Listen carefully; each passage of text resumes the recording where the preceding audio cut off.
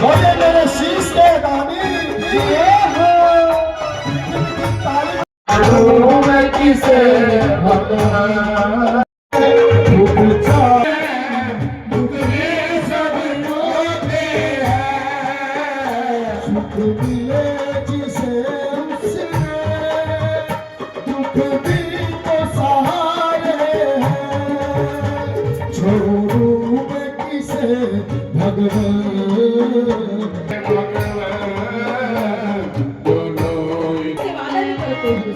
बोलिए शाम प्यारे की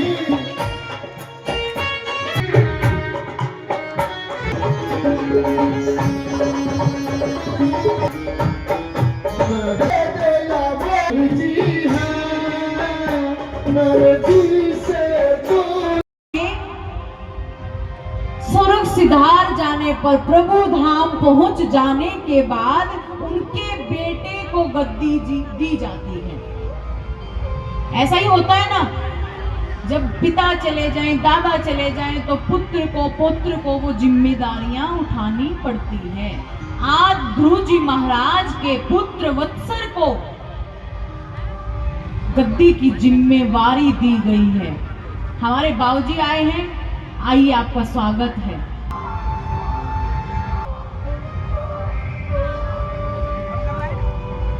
हमारी माता जी भी आई आज।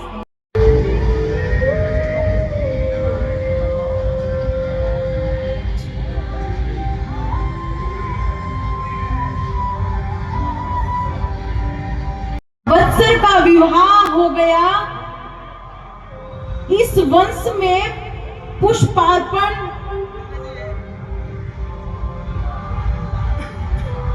ध्रुव जी के बाद वत्सर जी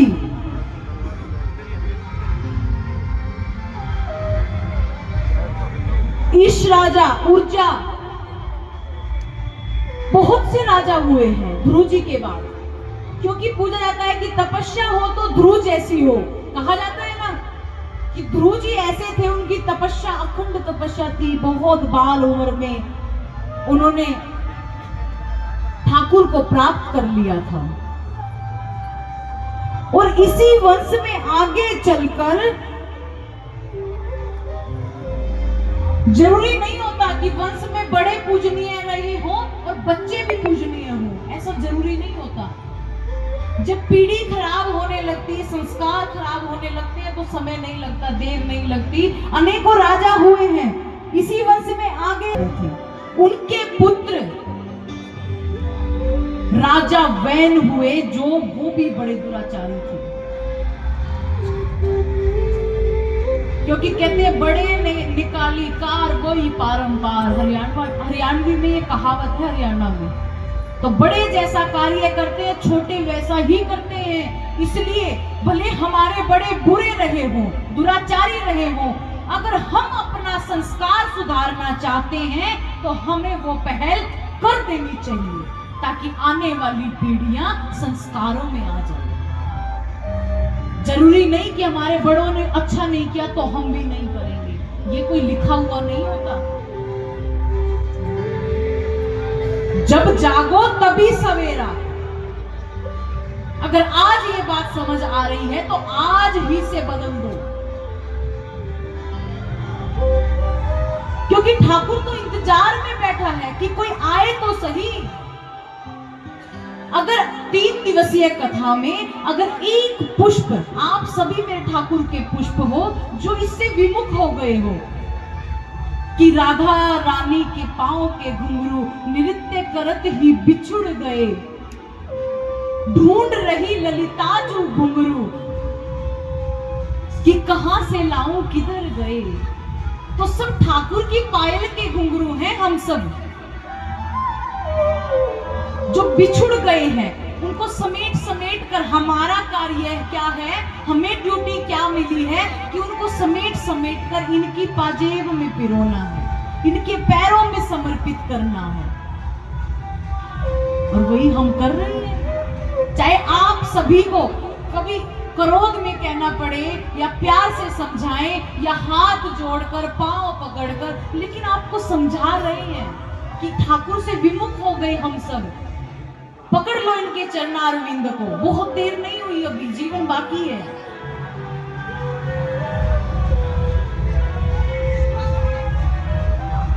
तो अंग राजा जो हुए, उनके पुत्र चकवा बैन जो कि दुराचारी थे।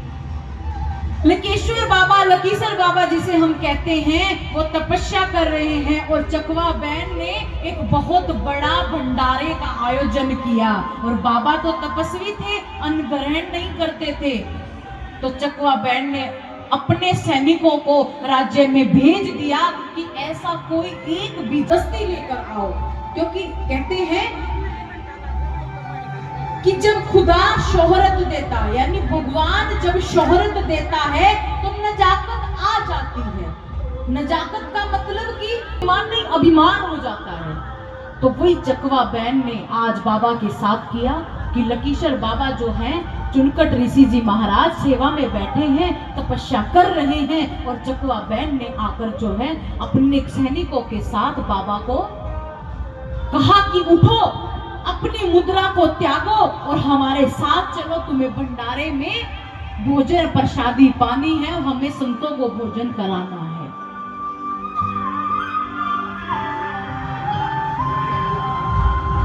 अभी मैंने बताया कि जो संत होते हैं उनको तपस्या से ज्यादा, अपने कर्म कांड से ज्यादा कुछ प्रिय नहीं होता। उनको पता भी नहीं होता सुबह खाया है, शाम को खाएंगे, कुछ नहीं पता होता। खाने में उनका मन नहीं फंसा होता, पहनने में उनका मन नहीं होता। उनका मन अगर होता है तो सिर्फ और सिर्फ अपने ठाकुर के प्रति अपना मन का भाव जो है हमेशा हरे कृष्ण कृष्ण कृष्ण हरे हरे, हरे राम राम राम हरे हरे।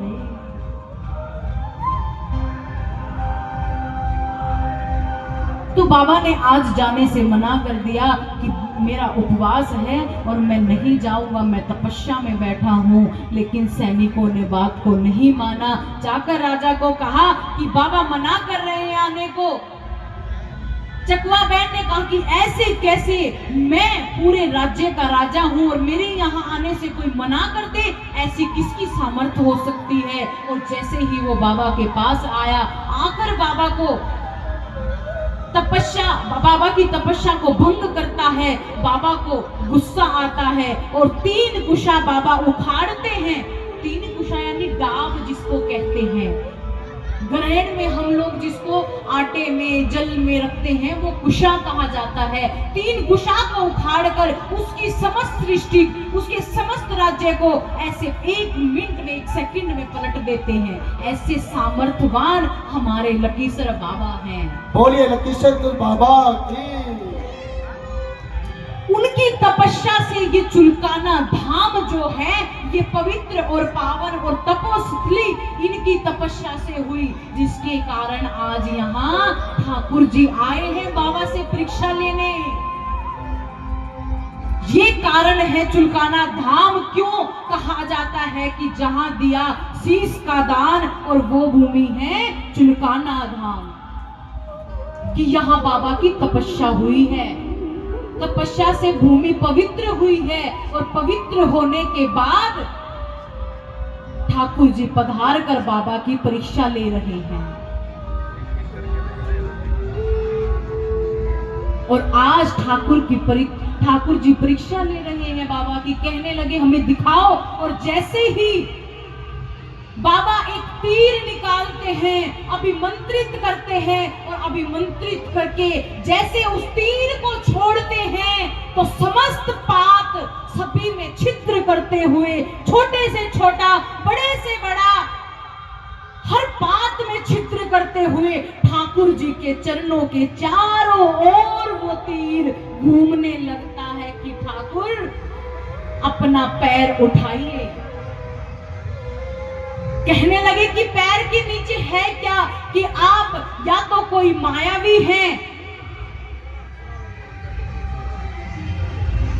अगर आम मनुष्य, आम जीव आप होते तो ये तीर आपके पैर में छिद्र कर पात में छिद्र कर देता। आप मायावी हैं, अपने असल रूप में आ जाइए। तो ठाकुर जी अपने असल रूप में आकर दर्शन कराते हैं। बोलिए। श्याम बाबा जो हैं वो इतना वीर, इतना बब्बर शेर, एक तरफ वो स्वयं हो जाए और एक तरफ ब्रह्मा स्वयं यानी ठाकुर स्वयं हो जाए तो ये युद्ध जीवन भर समाप्त नहीं हो सकता। तो ठाकुर जी आज बड़े चिंतित हैं। उनकी मानसिक स्थिति जो है वो इसी कार्य में, इसी उधेड़ बुन में लगी हुई है। ठाकुर जी से बड़े, मैं आपको बता दूं कि ठाकुर जी से बड़े राजनीतिज्ञ कोई नहीं हो सकता। पूरे युद्ध को जितवाने में सिर्फ ठाकुर जी की कला चली है, इसके अलावा कोई दूसरा नहीं था।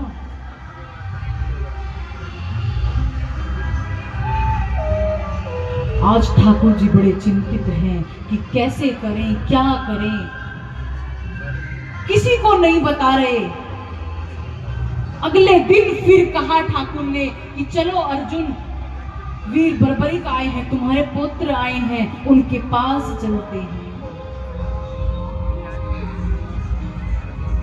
आज फिर से बाबा के पास आए कि तुम यहाँ क्यों बैठे हो। पहले मीठी मीठी बातें उनको बहलाने के लिए उनसे उनकी वचन दी। आलम रहा होगा क्या, कैसी हवाएं चल रही होंगी कि जिससे हमें कोई आकर ये कहे कि तुम्हारी उंगली हमें दान में चाहिए तो हम एक उंगली का अगला हिस्सा नहीं दे सकते। और उस राजा अधिराज वीर बर्बरिक जी महाराज ने आज अपना शीश बगैर सोचे, बगैर समझे, एक ही क्षण लगाते हुए अपना शीश दान में दे दिया। बोलिए शीश के दानी की। तो प्यारे, वो आपको क्या नहीं दे सकता। कितने बड़े दानी हैं। क्या है इनसे बड़ा कोई दानी? क्या हो सकता है आगे आने वाले कभी भी, कितने भी सालों में, कितने भी युगों में? सबसे पहले माँ को वचन दिया तो कहा हारे का सहारा मैं बनूंगा, जो हार जाएगा उसका साथ मैं दूंगा। आइए स्वागत।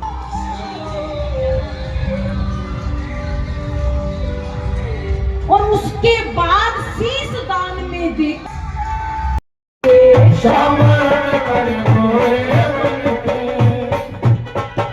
शामरण कर गोरे मन के, शामरण कर गोरे मन के।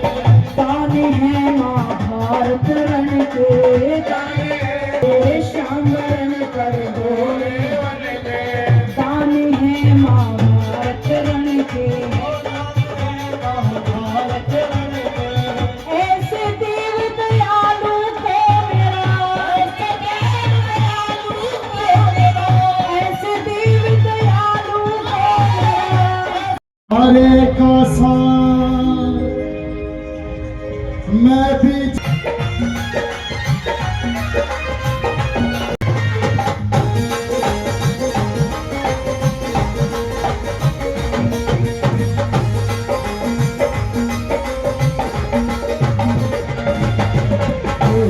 हरदम सारे तुम्हारे का साथ। मैं भी जग से हार गया, थाम लो मेरा हाथ।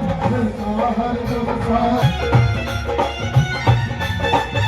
चलिए श्याम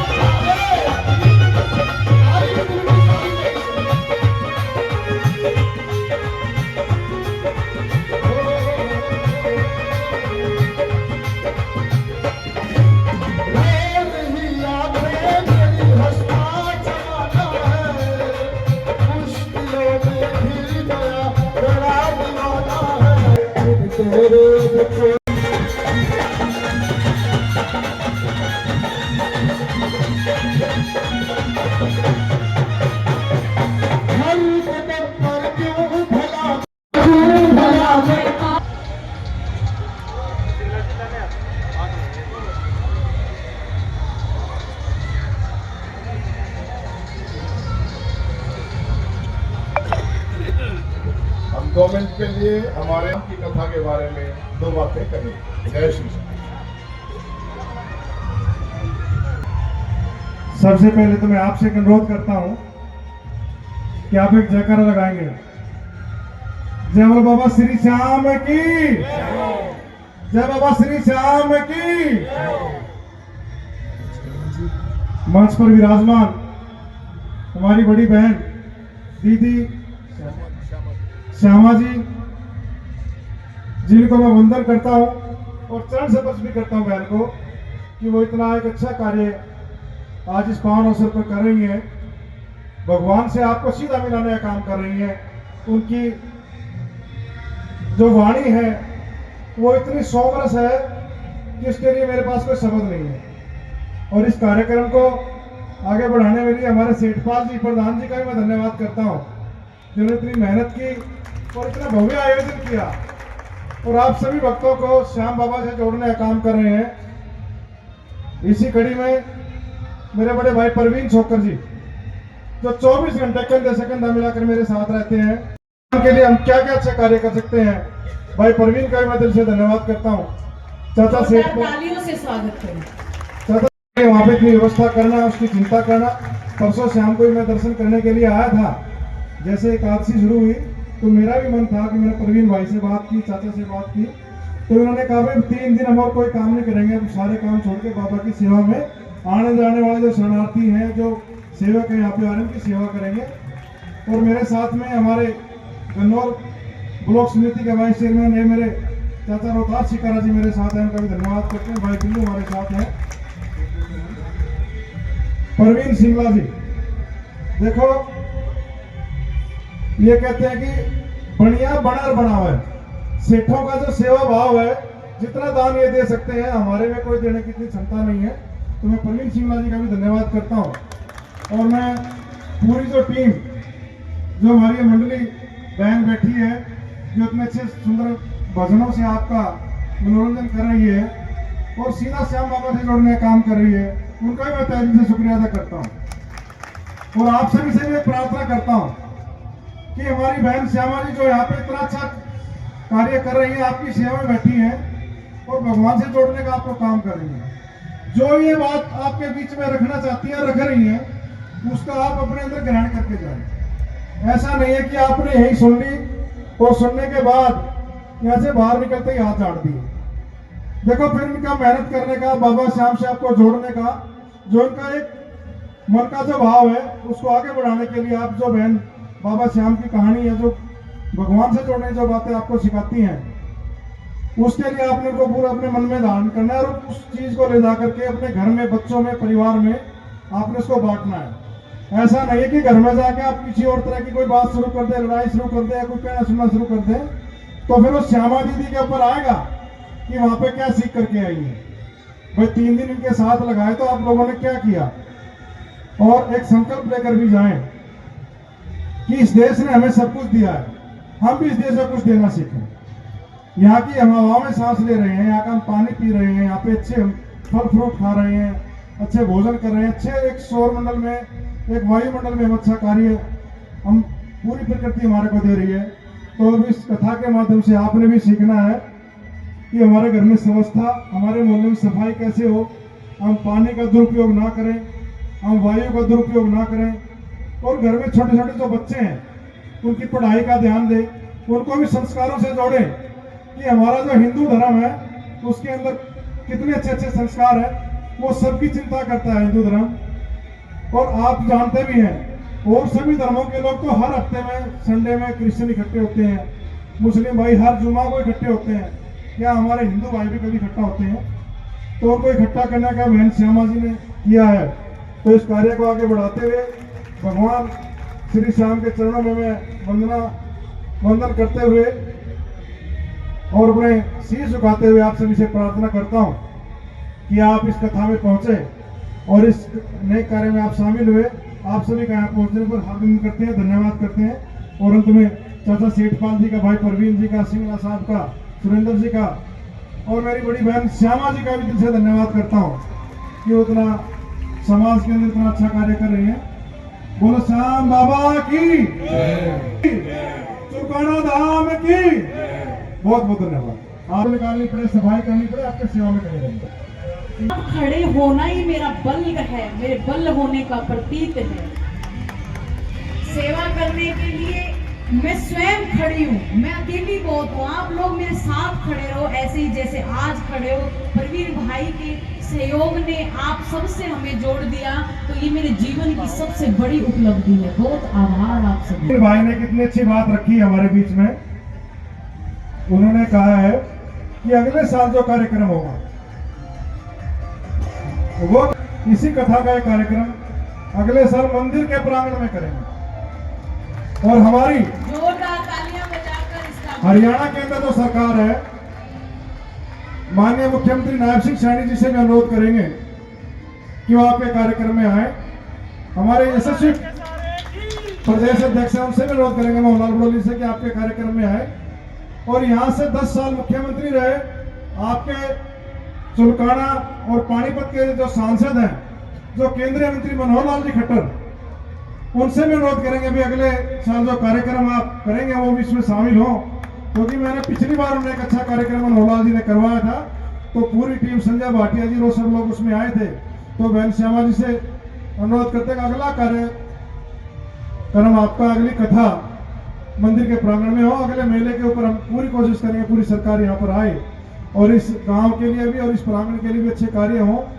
और इस गांव की भी चिंता की जाए कि जो लोग इस 500, 600 बच्चे आज गांव के चारों तरफ खड़े होकर के श्याम बाबा की सेवा कर रहे हैं, तो उसके लिए भी आपको बधाई के पात्र हैं। आप सभी लोगों का धन्यवाद भी करते हैं। और अगले कार्यक्रम में भी आप सभी ने भी पहुंचना है जी। बहुत बहुत आभार भैया। और जो बहन जी आप ड्यूटी लगाएंगे, हर समय हम आपके बीच में रहेंगे, आपकी सेवा करते रहेंगे। आपका बहुत बहुत धन्यवाद। भाई आपका अपना कार्यक्रम है, मैं आपकी तो मिलकर जो है सफल बनाएंगे। बहुत आभार भैया, आपका पहुंचने पर अभिनंदन करते हैं।